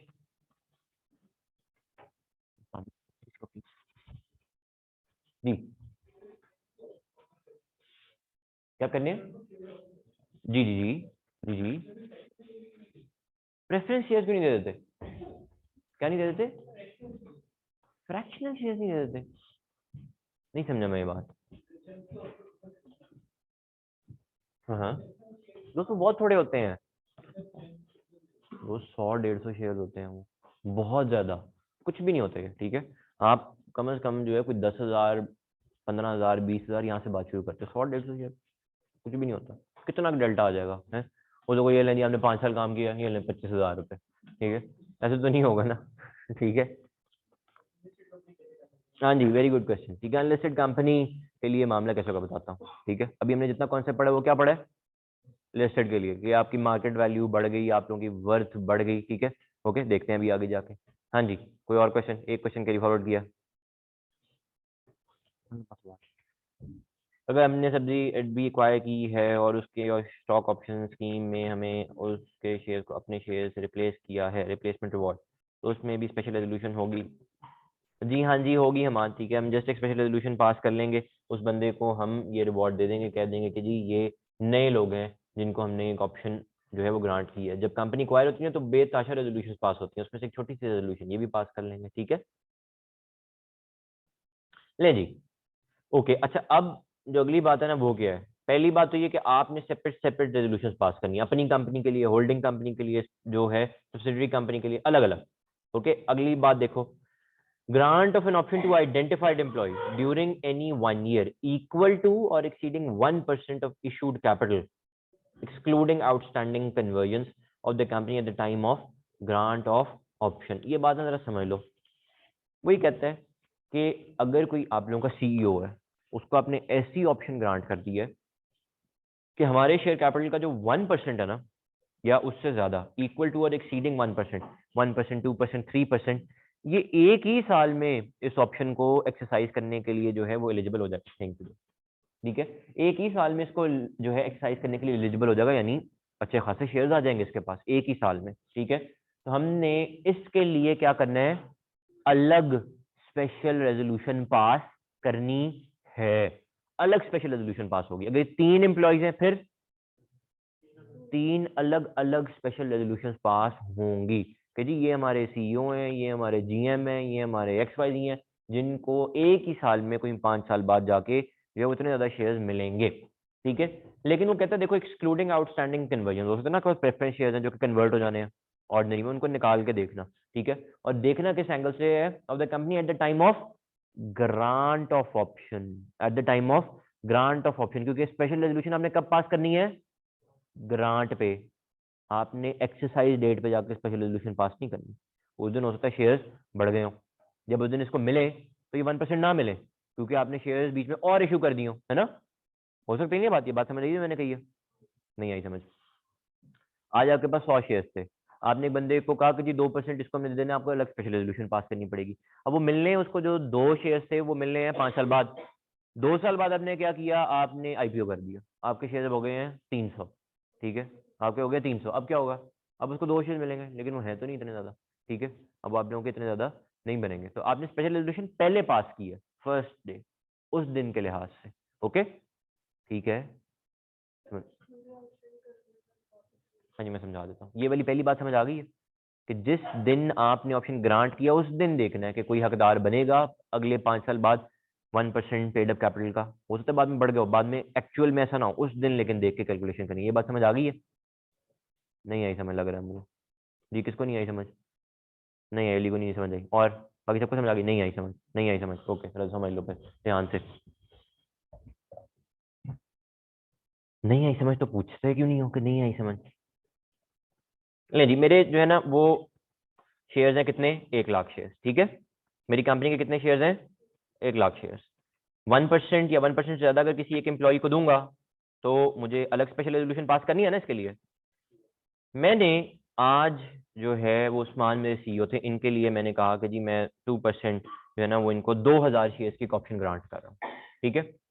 2000 शेयर्स की मैं आज इसको एक ऑप्शन ग्रांट कर रहा हूँ। मैंने जब इसको ऑप्शन ग्रांट की तो ये 1% से ज्यादा है, मुझे उस्मान के लिए अलग नाम बता के इसका स्पेशल रेजोल्यूशन पास करनी पड़ेगी आज, है ना।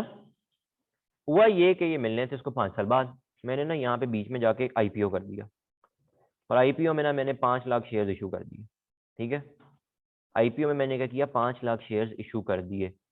अब जब ये ऑप्शन उस्मान एक्सरसाइज करेगा 5वें साल पे जाके, तो ये शेयर्स कितने हैं? 6 लाख है। अब अगर मैं इसका अब 1% करूंगा तो ये बनते हैं जी कितने? 6000। मैंने 6000 तो नहीं दिए थे इसको, मैंने कितने शेयर दिए थे? 2000 दिए थे। तो मैंने ऐसे नहीं सोचना, ठीक है। आपने ये नहीं कहना कि सर वो तो आगे जाके बढ़ गए हैं, उससे नहीं आपने देखना। आपने देखना है आज क्या रियलिटी है, क्योंकि आपने स्पेशल रेजोल्यूशन कहाँ पास करनी है? इस दिन पास करनी है। हो सकता है बाद में जाके ये 1% ना रहे, लेकिन आपने उसके एंगल से नहीं सोचना। क्यों? आपने तो फैसला आज करना है भाई। आगे जाके थोड़ी फैसला करना है। ये बात समझ आ गई है? आ गई है, आ गई है, आ गई है, पक्की बात है। किसके ऊपर? Sorry, percentage of total number of shares के ऊपर। जी हाँ, वो बढ़ जाए बाद में, बाद से हमें कोई फर्क नहीं पड़ता, हमने पहले लॉक कर लेना है उस दिन। ये देखो, ये बात लिखी है, eight the time of grant of option, first day जो सूरत है ना, उसके लिहाज से हमने देखना। ठीक है, आप ये कहोगे यार ये तो हमने शेयर इशू करने थे बाद में, तो 1% से थोड़ी हो जानी थी। नहीं जी, आज 1% या उससे ज्यादा है तो अलग स्पेशल रेजोल्यूशन चाहिए। क्लियर है? होंगे 2000 इशू, ये नहीं है कि 6000 मिल जाएंगे। नो नो नो नो, होंगे 2000 ही। उस टाइम पे वो कह रहे हो यार देखो 1% भी नहीं है, कहा था 1% देंगे। ठीक है, लेकिन जी वो तब की बात थी, अब की स्टोरी चेंज है। ओके, बात समझ आ गई है? तो अलग स्पेशल रेजोल्यूशन चाहिए आपकी कंपनी के लिए, होल्डिंग के एम्प्लॉयज के लिए, सब्सिडरी के एम्प्लॉयज के लिए, उन एम्प्लॉयज के लिए जिनको 1% से ज्यादा ग्रांट ऑफ ऑप्शन वाले दिन आप लोगों ने एलोकेशन करनी है। ले जी, ओह सॉरी, मिस कर दी मैंने, आउटस्टैंडिंग कन्वर्जेंस। ओके, इसी दिन ना एक और चक्कर भी था, आपके पास ना प्रेफरेंस शेयर्स थे इसी फर्स्ट दिन। ठीक है, ओके, इस दिन ना आपके पास प्रेफरेंस शेयर भी थे, वो थे 20,000। ठीक है, वो थे 20,000। ये 20,000 ना आपने जो है ना वो 1 साल बाद कन्वर्ट कर देने से ऑर्डिनरी के अंदर। ठीक है, ये यहाँ पे 1 साल बाद आपने कन्वर्ट कर देने से ऑर्डिनरी।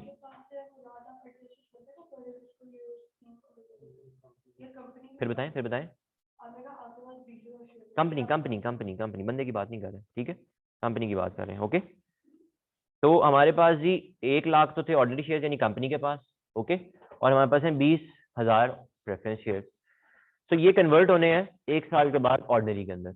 मैंने अब आज कैलकुलेशन किस तरह से करनी है स्पेशल रेजोल्यूशन पास करने के लिए, क्या मैं जो ये 1% थ्रेशोल्ड है ये लगाऊंगा 1 20 के ऊपर या 1 लाख के ऊपर? ये बात हम करें, किसके ऊपर लगाएंगे जी? 1 लाख के ऊपर लगाएंगे, 1 20 के ऊपर नहीं लगाएंगे।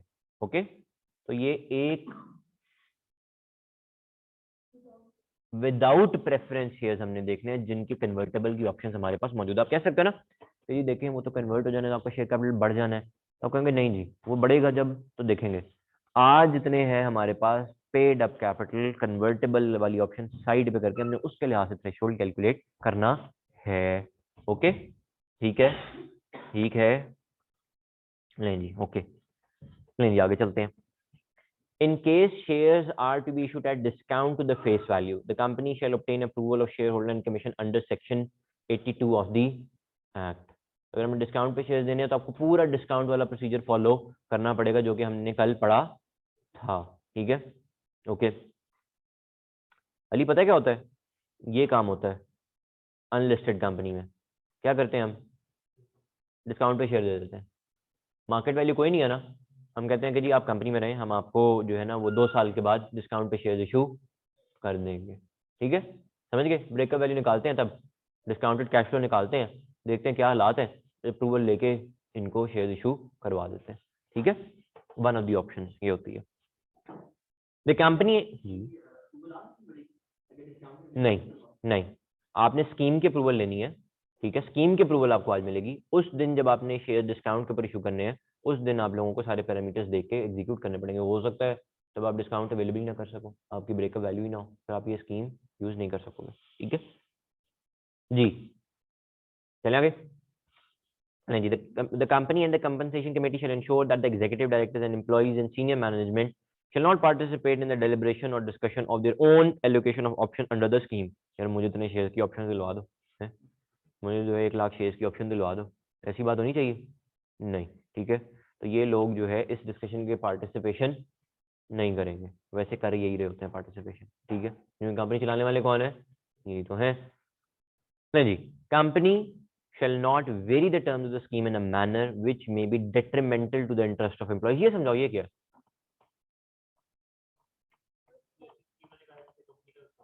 नहीं नहीं नहीं, कंपनी का तो नुकसान ही नुकसान है एम्प्लॉयज को पैसे देने में, स्टाइपेंड देने है। हाँ जी, वन ऑफ द ऑप्शन पता है क्या है? मैंने कहा यार मैंने तो सोचा था आज मार्केट वैल्यू है 100 रुपए, 150 चली जाएगी, है 150 चली जाएगी 5 सालों बाद।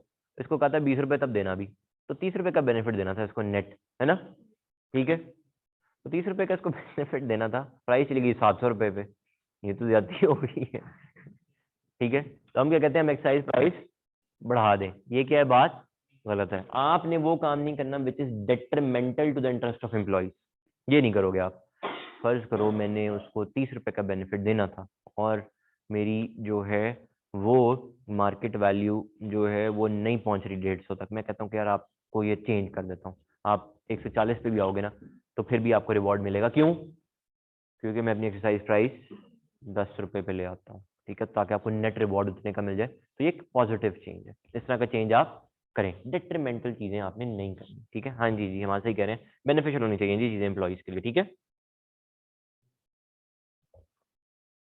कंपनीज ऐसा स्टेप नहीं लेती जो कि एम्प्लॉइज के लिए डिट्रीमेंटल हो, कभी भी। ठीक है, ऐसा कभी नहीं होता कि आपको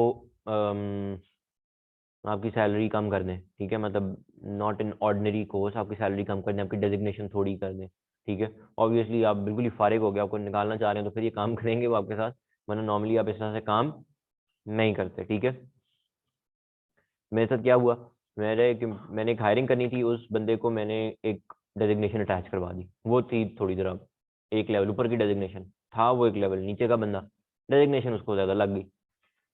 तो मैं उसकी डेजिग्नेशन डाउनग्रेड तो नहीं करवा सकता था, है ना, नहीं करवा सकता था ना, क्योंकि अगर मैं डाउनग्रेड कराता तो वो उसके लिए डीमोटिवेटिंग फैक्टर होता, तो मुझे पता क्या करवाना पड़ा, बाकी ऊपर वाले से सबकी डेजिग्नेशन ऊपर करवानी पड़ गई एक लेवल। ठीक है, कभी भी आपने वो काम नहीं करना जो कि एम्प्लॉयज के लिए डिट्रीमेंटल हो। स्टाइपेंड कम, ठीक है, स्टाइपेंड कम नहीं होगा। Okay, provided that the company may by special resolution in general meeting vary the terms of the scheme offered pursuant to an earlier resolution but not yet exercised by its employee, provided that such variation is not prejudicial to the interest of the option holders. Again वही वाली बात, variation कर लो, positive variation करनी है, negative variation नहीं करनी। आज आपको ऑप्शन दो, 2 महीने बाद एक्सरसाइज कर लो, ऐसा होना चाहिए? ऐसा भी नहीं होना चाहिए। आज एम्प्लॉय आयो कल बोनस ले जाओ, ऐसा होना चाहिए? नहीं होना चाहिए। आप बोनस उन पैसों से ले लो जो कि आपसे आने वाले पहले लोगों ने कमाया है। वैसे कुछ कंपनी ऐसी हैं जिनमें ज्वाइनिंग बोनस मिलता है, पता है आप लोगों को? आप ज्वाइन करते हैं, कहते हैं ये लेनी, आपने हमें ज्वाइन किया बोनस। ठीक है, इस तरह की कंपनीज हैं जिनमें ज्वाइनिंग बोनस मिलता है। आप लोगों को भी मिला होगा पहले 2 महीने में 100 रुपया, है मिला था ना? नहीं मिला था? पहले 2 महीने में कुछ भी नहीं मिला, कोई स्टाइपेंड नहीं मिला? जालिम फर्म है, क्या कह सकता हूँ, 100 रुपया मिलना चाहिए था अगर ज्वाइन करते हैं वो। जी हाँ जी, ठीक है, तो 100 रुपया मिलना चाहिए था, नहीं मिला तो चलो ठीक है। अच्छा, मुझे वैसे मिले थे यार 100 रुपये, ठीक है, मेरे साथ जस्टिस हुआ था। ओके, ले जी चलते हैं आगे। ले जी, there will be minimum period of 1 year between the grant of option and vesting of option. ठीक है, there will be minimum 1 year period between grant of option and vesting of option. इसका क्या मतलब है कि ये जो मैंने टेबल बनाया ना, कहाँ गया टेबल, ये वाला जो टेबल है, ये जो वेस्टिंग पीरियड है 1 साल से ज्यादा का होना चाहिए, 1 साल या 1 साल से ज्यादा का होना चाहिए, उससे थोड़ा नहीं होगा। ठीक है, ये वाली बात जरा ध्यान से सुनो। ये वाली बात मैं समझाने से पहले ना आप लोगों को एक कॉन्सेप्ट बता देता हूँ जो एप्लीकेबल होता है। ठीक है, ध्यान से सुनो, ये बात ध्यान से सुनिए, वाली बात ध्यान से सुनिए, बड़ी कंफ्यूजिंग बात है, स्टूडेंट्स को नहीं समझ आती इसकी। आप लोगों ने एक इजी एग्जांपल से ना पहले इस बात को समझना। देखो, मैं पैकेजेस लिमिटेड में एम्प्लॉयमेंट अगर कर रहा हूँ, मैंने 3 साल पैकेजेस लिमिटेड में एम्प्लॉयमेंट की, मेरी वहाँ पे लीव्स होती है ना, लीव्स होती हैं, क्यूमुलेट होती है, मैंने नहीं की छुट्टियाँ, पहले साल में 10 बज गई, अगले साल में फिर 10 बज गई, अगले साल में फिर 10 बज गई। फिर उन्होंने मुझे कहा कि ना आप एक काम करें, आप आईजीआई चले गए, इन्हीं की कंपनी है, तो उन्होंने कहा जी आप आईजीआई में आपको ट्रांसफर कर देते हैं।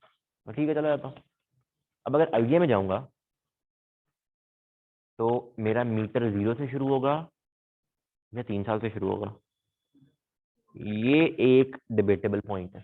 ठीक है, मैंने एक कंपनी इंटर कंपनी मूवमेंट की है, तो भाई मेरी जो लीव का बैलेंस है आप कैरी फॉरवर्ड करो। अगर मुझे आज यहाँ पे पैकेजेस 3 साल के बाद ये 30 दिनों की छुट्टियां इन कैश करके दूसरी कंपनी में भेजती है तो मुझे नुकसान है। क्यों? हो सकता है कैरी फॉरवर्ड हो और मैं छठे साल आईजीआई छोड़ूं और छठे साल मेरी सैलरी तीसरे साल से ज्यादा होगी, तो ये जो 30 छुट्टियां हैं ये मुझे उस सैलरी के लिहाज से इन कैश होंगी, तो मुझे तो नुकसान हो रहा है ना? मैं अगर कहूँ कि यार ऐसा नहीं होना चाहिए, मैंने तो एक टाइम सर्व किया तो मुझे ये बेनिफिट मिलना चाहिए, तो जब मैं आईटी में जाऊं तो मेरा मीटर कहाँ से शुरू हो, 3 साल से। ये कोई बहुत अनफेयर बात नहीं है, ठीक है। कोको कोला के ना 2 सेटल्स हैं पाकिस्तान में, एक है सीसीबीपीएल और एक है कोको कोला एक्सपोर्ट कॉर्पोरेशन। यहाँ पे ना लोग आपस में स्वैप होते रहते हैं। एक बंदा 10 साल सीसीबीपीएल में काम करके जब वो सीसी इसी में आएगा, कोका कोला एक्सपोर्ट कॉर्पोरेशन में आएगा, तो उसका मीटर पता है कहाँ से शुरू होगा, 11वें साल से ऑन हो जाएगा, ठीक है। कह लें जी आप यहाँ पे डायरेक्टली ऐड हो, ये अबव एंड बियॉन्ड जाते हैं। मैं आपको बताता हूँ ये एक और स्टेप करते हैं। ये कहते हैं कि जब आप सीसी बीपीएल छोड़ेंगे ना, आप सारे बेनिफिट्स अपने ले जाना हमसे, लीज भी कैश करवा लेना, अपनी ग्रेचुटी भी ले जाना, आप अपना प्रोविडेंट पेंशन सब कुछ ले जाना हमसे। अगर आप ये पैसे ले जाकर दूसरी कंपनी में जमा करवा दोगे तो आपका मीटर वहीं से शुरू हो जाएगा। अगर आपने पैसे खा लिए तो आपका मीटर 0 से शुरू होगा, ठीक है। बात समझ आ गई, समझ आ गई, ओके। यहाँ पे ना यही बात होने लगी है, जरा ध्यान से, ठीक है। यहाँ पे यही बात होने लगी है, लेकिन अगर ज्वाइन करते ही बोनस लेके छोड़ दें, क्या बात है हमाद है, तो छोड़ने जी, तो पैसे दे दिए वो पैसे देनी है। अब ये ना समझना कि 5-6 कंपनी ढूंढूं, ज्वाइनिंग बोनस पकड़ता जाऊं निकलता जाऊं, इस तरह का कोई चक्कर नहीं होगा। खैर, ओके, लें जी, ध्यान से बात समझनी है पहले। चलो फिर अगेन पढ़ने से पहले फिर बता देता हूँ कि बात क्या है, ध्यान से। एक कंपनी है मार्वल लिमिटेड, उसमें उस्मान काम कर रहा है, इसको एक ऑप्शन मिली हुई है, 3 साल का इसका वेस्टिंग पीरियड है, ठीक है। ये मार्वल लिमिटेड अब अमेलगमेट होने लगी है डीसी लिमिटेड के अंदर, इसकी ऑप्शन भी वहां पे अमेलगमेट होगी। ये 1 साल इसने टाइम पूरा किया हुआ था, तो अब अमेलगमेशन हुई, तो क्या अब जब ये अमेलगमेशन होगी तो उस्मान का मीटर 0 से शुरू होगा, नहीं। हम कहेंगे कि जी आपका जो है मीटर वो दूसरे साल से स्टार्ट होगा, पहला साल आपने पूरा किया हुआ है, ये है जी point. Where options are granted by a company under a scheme in lieu of options held by same person under a scheme in another company. Usman वाली बात, उस्मान को एक ऑप्शन मिली हुई थी एक और कंपनी में, which has merged or amalgamated with the first mentioned company, merger हो गया इन कंपनीज का, the period during which the options granted by the merging or amalgamating company, जो खत्म हो रही है कंपनी, उसने जो ऑप्शन दी हुई थी, were held by him, 1 साल जो उस्मान ने होल्ड की थी, shall be adjusted against the minimum vesting period required under these regulations। तो इसका मतलब ये है कि आप ये नहीं कहोगे कि जी 1 साल और लगाओ, 2 साल और लगाओ, आप कहोगे जी 3 साल का था, 1 साल पूरा कर दिया हुआ है, तो ठीक है, ठीक है। तो यहाँ पे 1 साल फर्ज करो, 1.5 साल बाद ये ऑप्शन वेस्ट होनी थी, तो ये जो नई कंपनी इसको ऑप्शन देगी ना, हमने तो कहा था 1 साल से पहले नहीं होगा, हम कहेंगे नहीं जी आप 6 महीने बाद ये ऑप्शन ले जाओ। बात फॉलो की है जी, बात फॉलो कर लिया, कंफ्यूज नहीं होना इस चीज से, सिंपल तरीके से समझना है, हमने पेपर में गलती नहीं करनी इसमें, ओके। जी जी जी, बस मर्जर, नहीं होल्डिंग सब्सिडरी में नहीं है, होल्डिंग सब्सिडरी में नहीं है, मर्जर अगर उनमें हो गया तो फिर एक अलग बात है, ये अमेलगमेशन मर्जर के केस में ही होगा, ठीक है। जी, the company shall have the freedom to specify lock-in period for the shares issued pursuant to an exercise of option। ये क्या बात है, कोई बता देना चाहेगा, मैं तो बता ही दूंगा जी। आई है आवाज एक जगह से,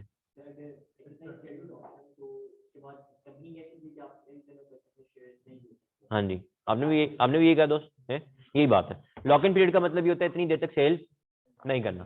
फर्ज करो कि हम सारे एम्प्लॉइज हैं जिनको शेयर्स मिल गए हैं, हम खुश हैं जी, शेयर मिल गए हैं, भाग रहे हैं कंपनी से बाहर, शेयर लेके देखें जी मिल गए, 5 साल लगाए, ठीक है।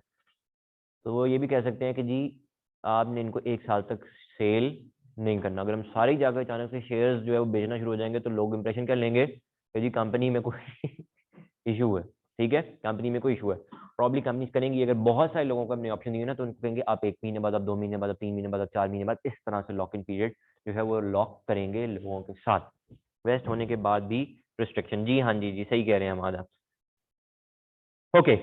An employee shall not have the right to receive any dividend or to vote or be entitled to right of members in respect of option granted to him till shares are issued to such employee on exercise of option। ठीक है, क्या मतलब है इसका, अगर option मिली है तो शौक है आपने नहीं होना, ठीक है।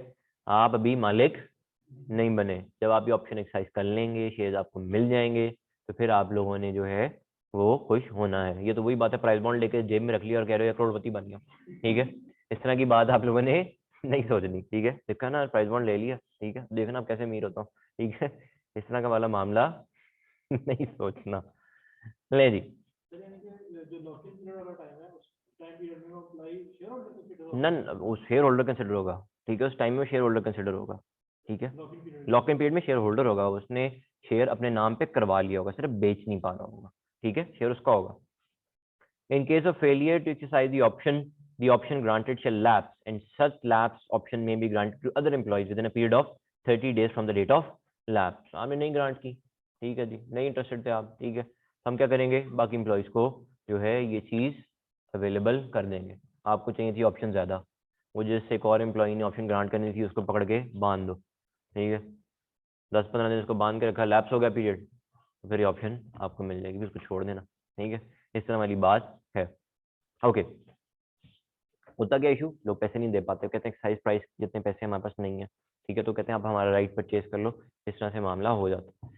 Option granted to an employee shall not be transferable to any other employee except to entitled employees of the company. ये नहीं होगा कि आप ये कहो यार किसी भी और बंदे को जी ये ऑप्शन मेरी यूज कर लो, नो, ट्रांसफर करनी है आपने ऑप्शन, एंटाइटल्ड लोगों को ट्रांसफर करें।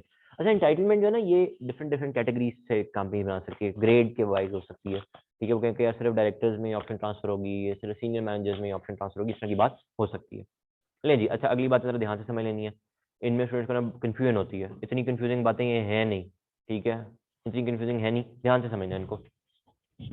Provided that in the event of death of an employee, एक एम्प्लॉय की वफात हो गई, उसको ऑप्शन मिली हुई थी एक, while in employment of the company all options granted to him till the date of his death, granted not vested, again क्या है, granted not vested, till the date of his death shall vest in his legal heir or nominee, shall vest, shall vest क्या मतलब है इसका, उसी दिन exercise कर सकते हैं हम। ठीक है, ध्यान से देखो, इंश्योरेंस का कॉन्सेप्ट सुना हुआ ना, इंश्योरेंस होती है लाइफ इंश्योरेंस। लाइफ इंश्योरेंस ये होती है कि आपने 20 सालों तक पैसे देने हैं, 20 सालों के बाद आपको कुछ नहीं होगा तो आप लोगों को बहुत सारे पैसे मिल जाएंगे। ठीक है, अगर आपको कुछ हो गया दूसरे साल के बाद, तो आपने जो 2 सालों के पैसे दिए हैं उसकी एवज ही जो 20वें साल आपको पैसे मिलने थे वो आपके फैमिली मेंबर्स को मिल जाएंगे। हैं, ये होती है लाइफ इंश्योरेंस, पता है ये बात, क्या नहीं पता। ठीक है, ध्यान से वैसे लेना लाइफ इंश्योरेंस। ठीक है, और बहुत ज्यादा ले ली ना, अगर घर वालों को पता चल गया, घर वालों से फटा हो गया, ठीक है, तो इसका मतलब है कि लाइफ इंश्योरेंस लेने के बाद घर वालों से फटा, वरना वो,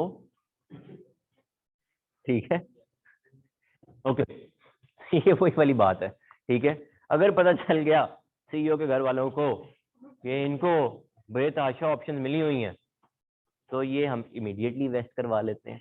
ठीक है, ये वो वाली बात है। ठीक है, तो ध्यान से। ठीक है,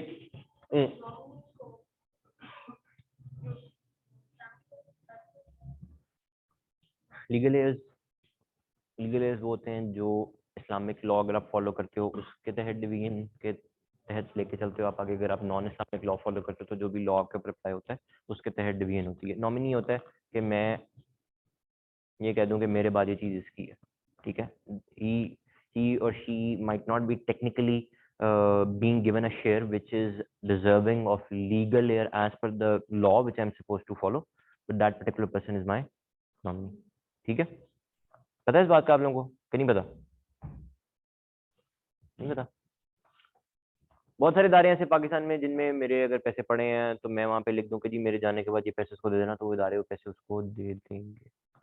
सिंपल, कोई लीगल लेयर्स, कोई चक्कर नहीं, पैसे उसको मिल जाएंगे। ठीक है, तो ये क्या है, nominee. Okay, in case of employee suffers a permanent incapacity, ठीक है, चोट लग गई, चोट लग गई जी से। ठीक है, while in employment of the company all options granted to him on the date of permanent incapacitation shall vest in him on that date। ये क्या बात है, जिस दिन टांग टूटी उस दिन सारी ऑप्शन आपको वेस्ट हो जाएंगी। तो एक ऑप्शन ये भी है, बहुत नहीं करेंगे आपको, सॉरी नहीं नहीं पक्की पक्की टांग टूटी है। ठीक है, ओके, पक्की टांग टूटी, जुड़ेगी नहीं है। ठीक है, मेडिकल है जी वैसे जो है ना, यू वोंट बिलीव, मुझे भी वैसे कुछ ऐसा पहले पता चली बात, मैं तो कोई डॉक्टर तो नहीं हूँ। नहीं, वो परमानेंट थोड़ी होती है, आपको वहां से बाहर आ सकते हो।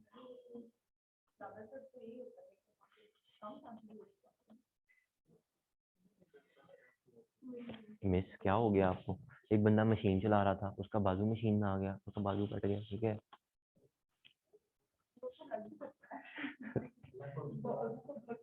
नहीं लगता, ठीक है।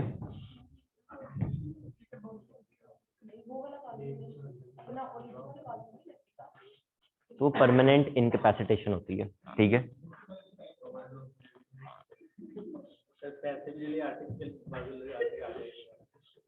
हाँ, अभी तो जी आधा हुआ है, एक दूसरा बाजू पड़ा हुआ है, दोबारा से ये काट दो, वो ऑप्शन भी वेस्ट करवाओ दोबारा, है अभी तो आधी ऑप्शन वेस्ट हुई है? है? हाँ जी, माँ छा गए यहाँ है, ठीक है। अनफॉर्चुनेटली अनफॉर्चुनेटली ये चीज़ें कंपनी में हो जाती हैं, अनफॉर्चुनेटली ये चीज़ें कंपनी में हो जाती हैं, डेथ भी हो जाती है, परमानेंट इनकैपेसिटेशन भी हो जाती है। So this is sort of sort of relief ही है आप लोगों की।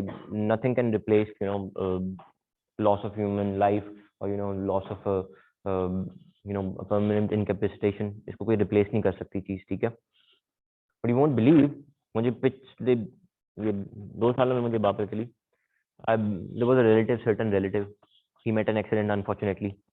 I rushed to the hospital, मैंने इनको देखा जी जाके वहाँ पे, so the bone was literally sticking out of his leg, ठीक है। मैंने कहा यार, I don't know what the future might hold, the bone was literally sticking out of the leg, ठीक है, ऐसे ही है जिस तरह मैं बोल रहा हूँ, ठीक है। So there were, few doctors, they said that, yeah, this is, something which is permanent. You have to have a rod inserted into the leg, and उसके अंदर भी कोई एक इंटीरियर एंड एक्सटीरियर वाला मामला भी होता है। कैसी रॉड होती है जो बाहर से नजर आती है पूरी जिंदगी, ठीक है, इस तरह वाली चीज भी होती है। Fortunately we met a very good doctor, very senior doctor, very very senior doctor. मुझे लगा जी कुछ करने की जरूरत नहीं है, कुछ भी करने की जरूरत नहीं है, I will treat it, the bone will reconnect and heal itself. मुझे नहीं बात पता थी, आपकी जुड़ी हुई हड्डी में ये पार होती है कि आपकी हड्डी ये जुड़ी है, ये टूटी है ना, तो अगर आप इसको ऐसे कर दोगे ये रिकनेक्ट हो जाती है, just like it never got broken before. And अल्हम्दुलिल्लाह he is running, doing everything in almost 17 to 18 months, ठीक है। लेकिन भाई ध्यान से, ये चीज़ें जो है ना ये बड़ी सीरियस होती हैं, ठीक है। तो ध्यान से अपनी बाइक्स वगैरह ध्यान से चलाया करो, जल्दी दफ्तर के लिए जाया करो, फिर बाद में भगा रहे होते हो, ठीक है। इस तरह वाले काम नहीं करने का, ये सली से आराम से चलानी है, okay. In the events of resignation और टर्मिनेशन, अब ये क्या है, वो छोड़ रहा है, ये हम उसको निकाल रहे हैं, ठीक है, वो छोड़ रहा है, निकाल रहे हैं उसको, ठीक है। Of service of an employee, all options not vested, all options not vested, grant की बात नहीं हुई, not vested as on the date shall expire, correct, गई, जो वेस्ट नहीं हुई थी वो गई, ओके। बोनस तो साल के एंड में मिलना था, आप साल में 11वें महीने में छोड़ के तो बोनस नहीं मिलेगा। Provided the employee shall subject to the terms and conditions of the scheme may be entitled to retain all the vested option। अगर आपका दिल करता है तो आप अपनी स्कीम में लिख के रख लो कि जी आपको ये ऑप्शन जो हैं अवेलेबल रहेंगी, ओके। लें जी, आगे चलते हैं। लें जी, an option granted to an employee shall not be pledged, hypothecated, mortgaged or otherwise aligned or any other matter। ये क्या बात है? ये सिक्योरिटी के तौर पे इस्तेमाल नहीं होगी, मैं तो बड़ा अमीर हूँ, मेरे पास एक ऑप्शन है, ऐसा चक्कर नहीं है, ठीक है। ये मेरा प्राइस बॉन्ड तो निकल ही आना ना 1 करोड़ रुपए का, तो 1 करोड़ का उधार ही दे दो मुझे, इस तरह की बात नहीं है। ठीक है, इस तरह की बात नहीं है। Scheme offered eight the time of public offering, if any option granted to an employee in pursuance to scheme are outstanding at the time of IPO, the offering document shall disclose the number of outstanding options, exercise price, exercise period, impact on shareholding of the members in case all the options are exercised। ये वाला topic लिखा यहाँ हुआ है, लेकिन जो हमने अगले टॉपिक्स पढ़ने हैं ना उनमें आईपीओ भी होगा, तो हो सकता है जी आपने आईपीओ करना है तो उसमें कुछ फॉर्मेलिटीज हैं वो बताओ, तो आपने ये वाली ऑप्शन भी यहाँ पे लिखनी है, भूलना नहीं है, ऐसे छोटी सी बात है, बिला वजह 2-3 नंबर आपको यहाँ से मिल सकते हैं या लूज कर सकते हो आप। ये वाली जो बात है ना रजिस्टर्ड वैल्यूअर की, मैंने कल भी आप लोगों को बताया था कि क्या है, नहीं है। ये पहले आप लोगों के स्कोप में क्या लॉ में ही नहीं थी, ठीक है, स्कोप में क्या लॉ में ही नहीं थी, तो उसने लॉ में नई चीज ऐड की है, समझ लें कि ये प्रोस्थेटिक आर्म है, पहले नहीं था, अब उसने रेगुलेशन में धक्के से फिक्स कर दिया ऐसे, ठीक है। हमने कल बात की थी for cash and otherwise in cash की, याद है, ठीक है, cash and otherwise in cash की। फिर हमने बात की थी रजिस्टर्ड वैल्यूअर होना चाहिए, तो देखो where valuation is required in respect of any property, stock, shares, debentures, securities or goodwill, any other assets or net worth of the company or any liability under the provision of this act, following person shall be eligible to conduct the requisite valuation. Consulting engineers registered under Pakistan Engineering Council. ये ना engineering वाली machinery वाली companies के अंदर ये वाले लोग जो हैं वैल्यूएशन करेंगे। Practicing chartered accountant having satisfactory QCR award by ICAP, mostly companies का यही कर रहे होंगे, फर्म्स कर रही होती हैं। Any other person as may be notified, तो ये रजिस्टर्ड वैल्यूज हैं जी आपके। Values eligible under subsection 1 shall be deemed to be registered with the commission and shall be entitled to conduct valuation as under the act subject to the fulfillment of the criteria given above, ठीक है। वो कह रहे हैं कि यार ये जो क्राइटेरिया है इसको अगर आप मीट कर रहे हो तो आप हमारे साथ वैल्यूएशन कर सकते हो, कोई नया काम करने की जरूरत नहीं है। All such valuations shall continue to be regulated, administered and monitored by the entity in which they are originally registered, okay, यानी आप लोगों का ICAP की मॉनिटरिंग होगी, आप लोगों के पाकिस्तान इंजीनियरिंग काउंसिल की इसके ऊपर मॉनिटरिंग होगी, okay. Explanation which shall not be applicable to valuers engaged in valuation of banking transaction and such valuers shall continue to regulate under the applicable law. Banking वालों के ऊपर नहीं कह रहा बैंकिंग वैल्यूएशन नहीं हम कह रहे, हम एक नॉर्मल कंपनी की पर्टिकुलर एसेट की वैल्यूएशन की बात कर रहे हैं। Qualification and experience of valuation देख लो जी। Following valuers who are independent shall be eligible to conduct valuation in respect of movable property. Movable property क्या है, जो एक जगह से दूसरी जगह जा सकती है। Plant machinery, okay, immovable property, land and building and natural resources and exploration thereof, a valuer registered with Pakistan Engineering Council as a consulting engineer, यही ये काम करेगा, इसके अलावा कोई ये काम नहीं करेगा। In respect of stock, shares, debentures, securities, net worth of the company or an undertaking goodwill or other intangible services liability, a valuer who is practicing chartered accountant having QCR rating, वो ये काम करेगा, उसके अलावा कोई बंदा ये काम नहीं करेगा। In respect of value of other assets not covered in above by a valuer registered with Pakistan Engineering Council as a consulting engineer having experience of a valuer of at least 5 years in the relevant field, okay, so उसके बाद अच्छा खासा experience भी होना चाहिए। To maintain independence and impartiality to ensure true and fair valuation, valuer shall not undertake valuation of any asset in which he has a direct or indirect interest or become an interested at any time before submission of the report। independent होना चाहिए, interest नहीं होना चाहिए। The valuation shall not be older than 6 months or any other time as may be notified by the commission।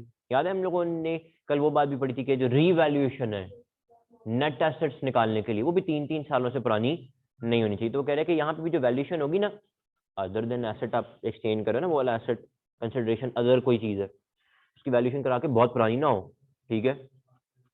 अगर मेरी गाड़ी है, मैं उसकी वैल्यूएशन करा के रखूँ 3 साल पुरानी, 3 साल में शायद गाड़ी की वैल्यू, नया मॉडल आ गया, 2 नए मॉडल आ गए, मैं यार वो 3 साल पुरानी वैल्यू वो यूज कर लो, नो, रीसेंट वैल्यू यूज करनी है, रीसेंट वैल्यू यूज करनी है।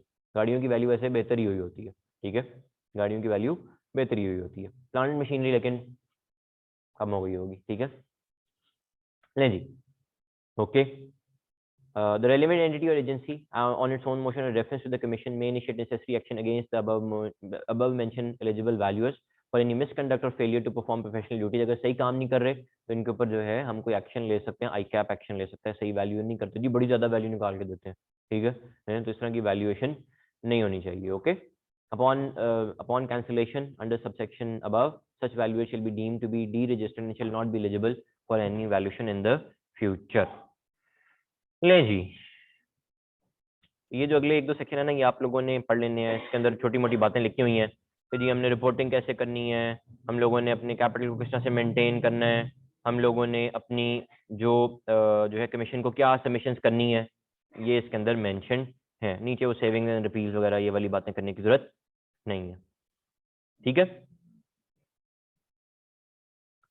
तो जो स्टॉक ऑप्शन है ना, ये थोड़ा सा एक नया टॉपिक था, थोड़ा सा ट्रिकी था, ठीक है, इसमें कुछ चीज़ें थी जो हमें समझनी थी, इसलिए हम लोगों ने थोड़ा तसल्ली से देख लिया, ठीक है।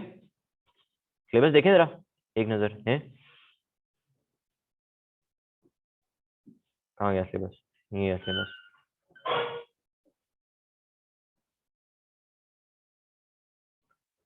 ले जी, ओके, 1.7 जी हमने पढ़ लिया, ओके, 1.8 हमने पढ़ लिया, 1.9 हमने पढ़ लिया है, ओके। कल इंशाल्लाह हम पढ़ेंगे 2.1, कल इंशाल्लाह हम पढ़ेंगे 2.1, okay. Further issue share capital regulation हमने पढ़ लिया, ओके। उसके बाद जी हमने इंडिपेंडेंट डायरेक्टर्स की सिलेक्शन का जो मैकेनिज्म है ये भी हमने पढ़ लिया, ओके। तो हमने नए टॉपिक्स कितने पढ़ लिए, एक, दो, ये हमने कल पढ़ना है, 2, 3, 4, 5 हम लोगों ने नए टॉपिक्स कर लेने थे। कितने उस्मान, क्या नाम थे, ठीक है, जिनमें से 4 ही एक जैसे ही हैं, ठीक है। तो 5 हमने पढ़ लिए, 4 ये हैं, कितने हो गए, 9, 2 रह गए हैं जो हमने रेकनसाइल करने हैं। अगर हम रेकनसिलिएशन की बात करें ना, ठीक है, तो 2 टॉपिक ऐसे हैं जो हमने रेकनसाइल करने हैं, जिनमें से एक कौन सा है, ये यार है, ये general provision and form rules, ठीक है। और दूसरा पता है कौन सा है, ये आखिरी ग्रेड में, ये किधर गया, ये electronic payment funds transfer act. इसका मतलब है कि हम तकरीबन फर्स्ट ग्रेड में से सारे नए लॉज पढ़ चुके हैं, हम फर्स्ट ग्रेड में से सारे नए लॉज पढ़ चुके हैं, सिर्फ एक रह गया, कल के बाद एक रह जाएगा, 2 रहते हैं अभी, कल के बाद एक रह जाएगा, फिर हम थर्ड ग्रेड वाला भी पढ़ लेंगे, तो फिर हमारे पास एक ग्रेड रह जाएगी जिसमें 4 नए लॉज हैं जो कि हम लोगों ने पढ़ने होंगे, मिलते जुलते हैं वो, ठीक है। तो इस तरह से हमारे जो नए लॉज वाला जो मामला है वो भी अपडेट हो जाएगा। अच्छा, अब हम लोगों ने करना क्या, हमारा हम किस तरह से आगे लेकर चलेंगे अपने एजेंडा को, हम जी इंशाल्लाह ये अपनी further issue share capital regulation हम खत्म कर लें, फिर हम कुछ छोटे लॉज और करेंगे, ठीक है, जिसके अंदर हम सिक्योरिटीज एक्ट थोड़ा सा देखेंगे, पूरा नहीं होगा अभी क्योंकि इसमें कुछ चीज़ें हमारी इधर उधर बिखरी हुई हैं। सिक्योरिटीज एक्ट देखेंगे, बीच में पोस्टल बैलेट भी पढ़ लेंगे, हम दरमियान में एसोसिएटेड कंपनीज भी देख लेंगे, ये वाले ट्रांजेक्शन भी देख लेंगे, फिर हम एक बड़ी रेगुलेशन के ऊपर आएंगे जो है हमारी पाकिस्तान स्टॉक एक्सचेंज की रूल बुक। इसमें हमें टाइम लगेगा, ठीक है, इसको पढ़ने में हमें टाइम लगेगा। जो बाकी लॉज है ना ये एक एक दिन के अंदर हम कर लेंगे, लेकिन पीएसएक्स की रेगुलेशन पे हमें टाइम लगेगा, 6 से 8 घंटे हमें लग सकते हैं। इसके बाद हमारी जो सब्सटैंशियल एक्विजिशन की रेगुलेशन हम ये भी कर सकेंगे, पब्लिक ऑफरिंग रेगुलेशन ये भी हम कर सकेंगे। तो इसका क्या मतलब है कि जब हम पीएसएक्स पढ़ लेंगे ना तो हमारी पहली grade other than company law almost सारी कंप्लीट हो जाएगी, ठीक है। फिर इंशाल्लाह हम सेकंड ग्रेड पे आएंगे और थर्ड ग्रेड पे आएंगे, इनको देखेंगे, इनके अंदर एनबीएफसी और ये जो रिहैबिलिटेशन वगैरह और रिस्ट्रक्चरिंग वाले मसले मसाइल हैं इनको थोड़ा सा हैंडल करेंगे, ओके। तो स्टूडेंट्स जिन्होंने पहले पढ़ा हुआ है, उस्मान आसान हुआ है कि मुश्किल हुआ है, clearly clearly without any doubt आप लोगों का सिलेबस अरेंज होके आसान हुआ है, ठीक है, आप लोगों का सिलेबस अरेंज होके आसान हुआ, देख रहे हो सैनिटी आ गई है पेपर में, आप लोगों की जो एक जैसी चीजें हैं इकट्ठी लिखी हुई हैं, पहले ऐसे नहीं थी, बहुत बिखरी हुई थी, बहुत स्कैटर्ड थी, ठीक है, ओके। तो पेपर इस दफा पास हो जाना चाहिए। किस किस किया दिसंबर में अटेम्प्ट, सॉरी दिसंबर कह दिया, समर में, जून में, 1, 2, 3, 4, 5, 6, 7, और जो जिनकी नहीं भी है ना वो भी कभी ऐसे ही थे, ठीक है, जिनकी अब अटेम्प्ट है वो भी कभी ऐसे ही थे, तो इसलिए खुश ना हो, बड़ा टाइम पड़ा, ठीक है, वो भी ये कहते थे बड़ा टाइम पड़ा और बड़ा टाइम गुजर गया है टाइम। अभी कह रहे ना फर्म नहीं मिल रही सर, जिस दिन मिल जाओगी ना फर्म, फिर सोच रहे होगे क्या क्या करूँ, लेकिन इंशाल्लाह सी यू गाइस टुमारो।